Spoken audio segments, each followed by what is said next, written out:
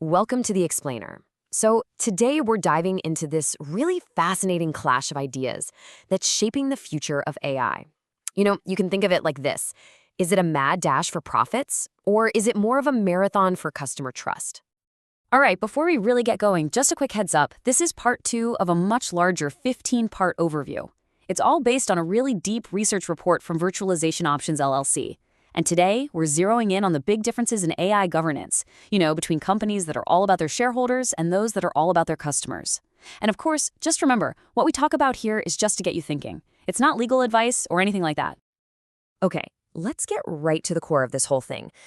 What really drives a company's decisions when it comes to AI? What's the end game?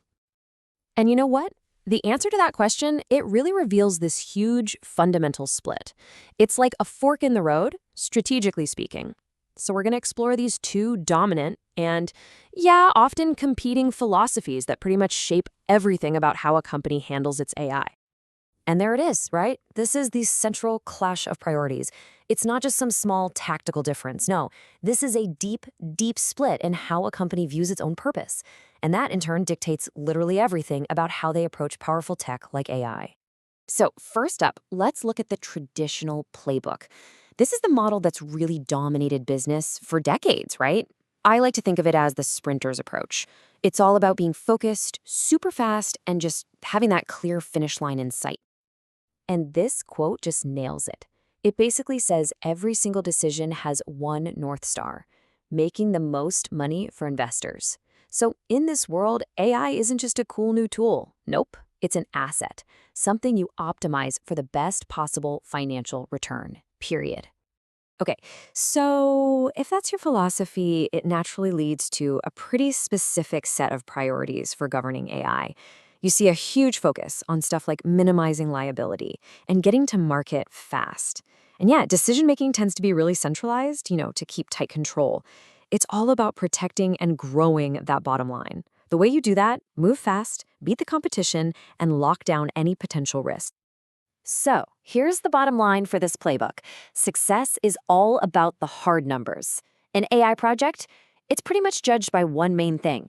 Its direct return on investment, the ROI. Every decision is driven by those clear, quantifiable financial results. All right, now let's completely switch gears and look at a different approach. If that first one was the sprinter, this one, well, this is the marathon runner. This strategy is all about being built for the long haul. With this strategy, the whole philosophy just shifts. We're not talking about value measured by the next quarterly earnings report. No way. Instead, it's built on this foundation of something that's, it's less tangible, but man, is it powerful. Customer trust. And AI governance, it becomes this really active tool for strengthening that relationship.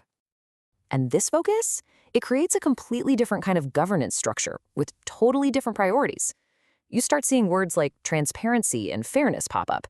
They do things like phased rollouts and actually listen to feedback. The whole goal is to give customers a sense of autonomy and control. It's all about making sure the tech is genuinely helping, not hurting that core relationship. So how do you measure success here? It's not just about ROI. It's measured in things like CSAT, that's your customer satisfaction score, and a high score, like a 4.8 out of 5, that's a direct reflection of the health of that relationship. And for this philosophy, that's the ultimate driver of long-term sustainable value. Okay, so let's put these two playbooks right next to each other. When you see them side by side, the differences really become crystal clear.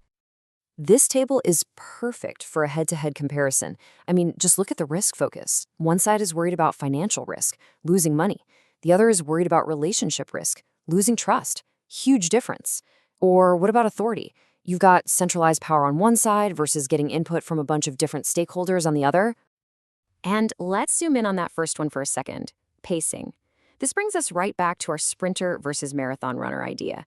The shareholder model is all about being first. Get to market, capture that advantage.